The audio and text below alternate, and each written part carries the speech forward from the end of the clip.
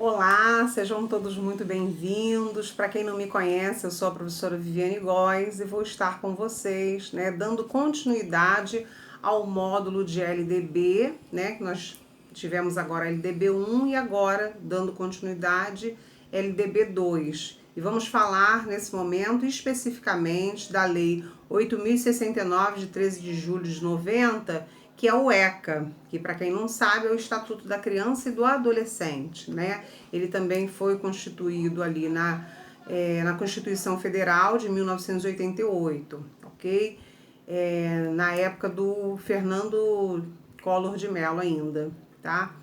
E aí tem algumas prerrogativas acerca da criança e do adolescente que a gente vai tentar falar um pouquinho, ok?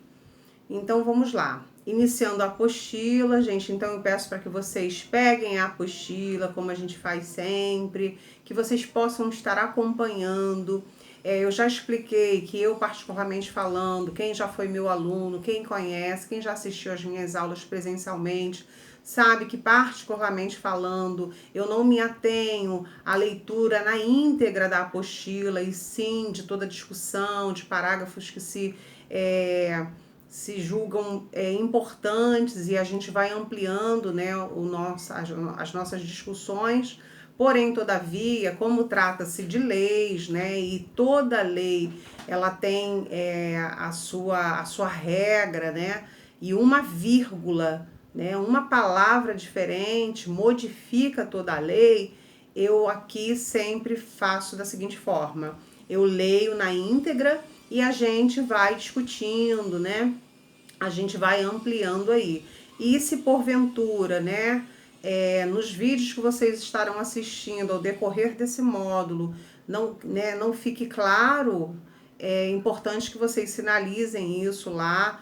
Eu tenho pedido para vocês o cuidado de sinalizar todas as questões no mural da turma, porque a gente está com um quantitativo, bem grande de alunos. E quando vocês colocam mensagem no privado, ele não aparece para nós que somos professores.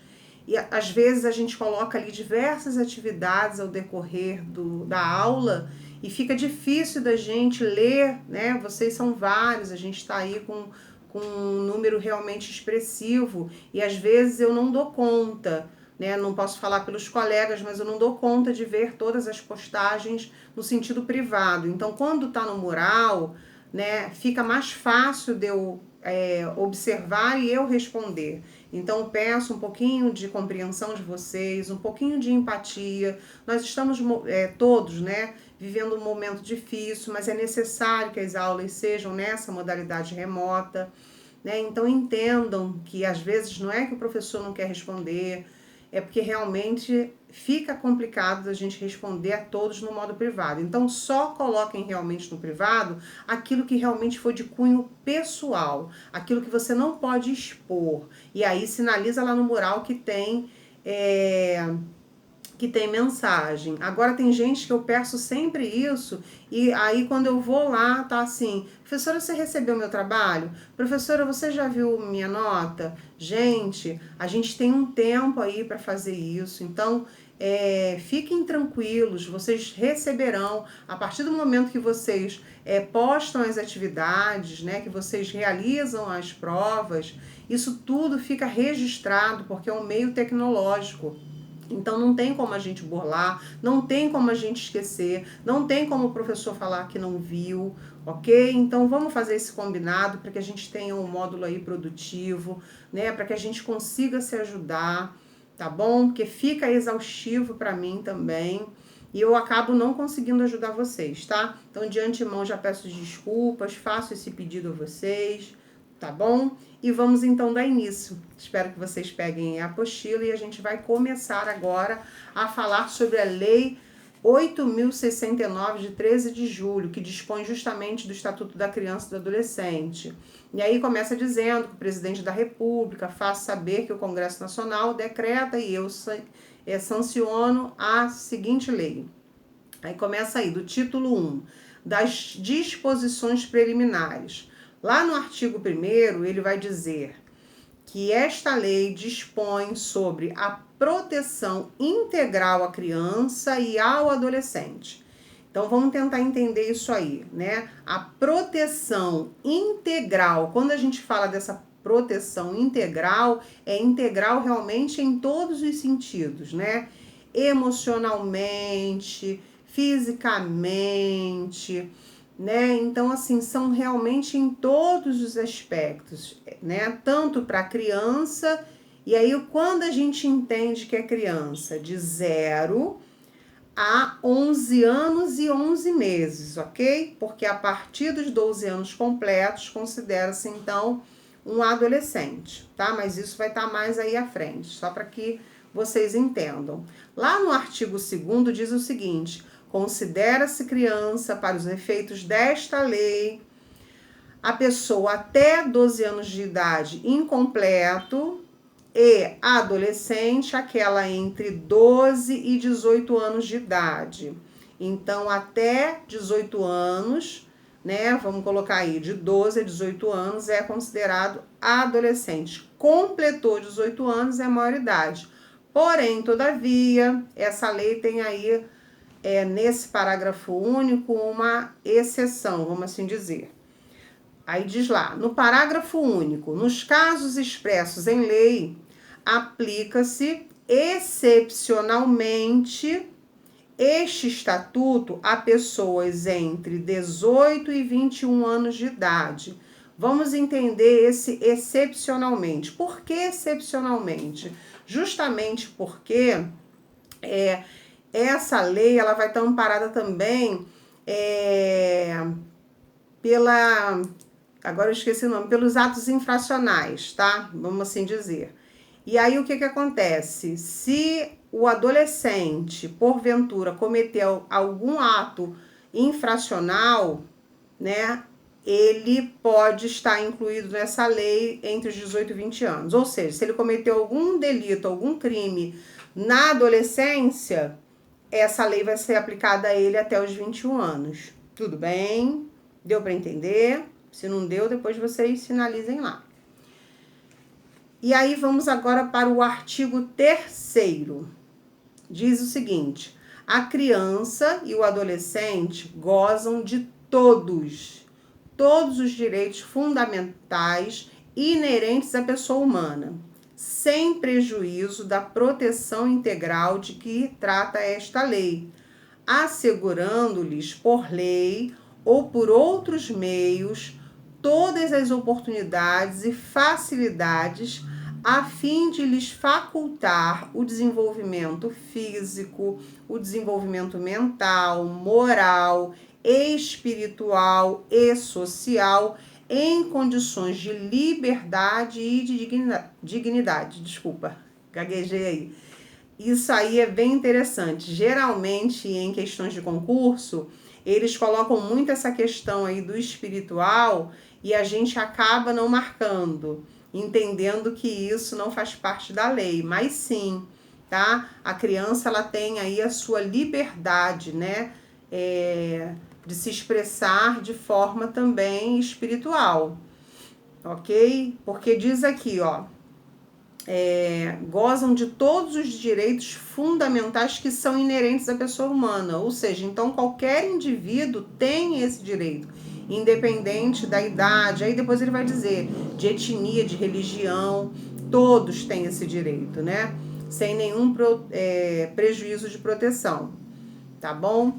E aí ele cita aí, né, o desenvolvimento físico, o desenvolvimento mental, o moral, o espiritual, o social e condições de liberdade e dignidade, né? Todos nós precisamos viver com o mínimo de dignidade possível. Infelizmente não é uma realidade do Brasil, mas a gente não está aqui para discutir isso, até porque a gente realmente não teria tempo hábil para abrir essa discussão, né? Se tratando do que realmente acontece ou não, do que é realmente seguido ou não, né? A gente está aqui para tratar realmente do que rege esse estatuto e que está lá na Constituição Federal, que é direito nosso, ok? Dando continuidade aí, tem mais um parágrafo único que diz o seguinte: os direitos enunciados nesta lei aplicam-se a todas as crianças e adolescentes, sem discriminação de nascimento, situação familiar, idade, sexo, raça, etnia, cor, religião ou crença, deficiência, condição pessoal de desenvolvimento e aprendizagem, condição econômica, ambiente social, região e local de moradia ou outra condição que diferencie as pessoas, as famílias ou a comunidade em que vive, tá? Isso está incluído numa lei que é 13.257 de 2016. Então, acho que isso fica bem claro para a gente que, independente de todas essas questões, né, de todas essas peculiaridades do indivíduo, né, o direito é garantido, aplicado através do Estatuto da Criança e do Adolescente, que vocês também vão ouvir muito falar no ECA.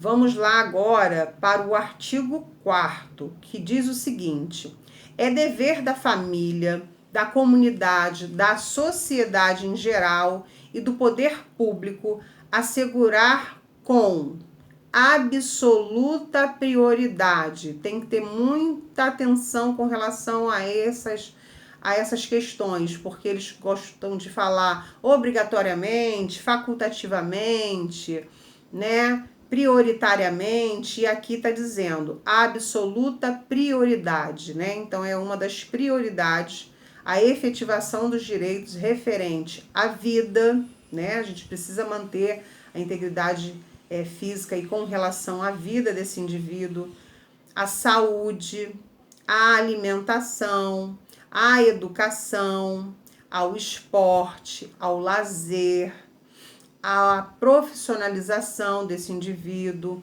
a cultura, a dignidade, ao respeito, à liberdade e à convivência familiar e também comunitária, tá? Então, isso aí é dever da família, da comunidade e da sociedade em geral manter todos esses requisitos aos quais diz como ordem de absoluta prioridade, tá? A todos os indivíduos. Bom, espero que vocês estejam entendendo. Estou procurando falar o mais calmo possível para que seja compreensível, para que vocês ouçam esse vídeo quando necessário, ok? Enfim. Agora vamos falar aí, para a gente poder finalizar esse primeiro vídeo, sobre ainda esse parágrafo único, porém, do artigo 4º, que diz o seguinte: a garantia de prioridade compreende é o quê? Primazia de receber proteção e socorro em quaisquer circunstâncias. Então, o que é isso, professora? Receber primazia. No caso de um incêndio, vamos colocar aí, né? Algumas pessoas precisam ser salvas. Tem lá idosos, tem lá adultos, tem jovens, tem crianças ou adolescentes. A primazia de salvação serão das crianças e dos adolescentes, tá? Letra B diz o seguinte: precedência de atendimento nos serviços públicos ou de relevância pública, né? Então, eles têm esse direito garantido. Diz aí, preferência na letra C, preferência na formulação e na execução das políticas sociais públicas. E na letra D, destinação privilegiada de recursos públicos nas áreas relacionadas com a proteção à infância e à juventude. Ok? Então, assim, eu vou estar parando esse vídeo por aqui, que a gente já tem aí 14 minutos de vídeo, e eu retomo no artigo 5º, ok? Beijinho, até já!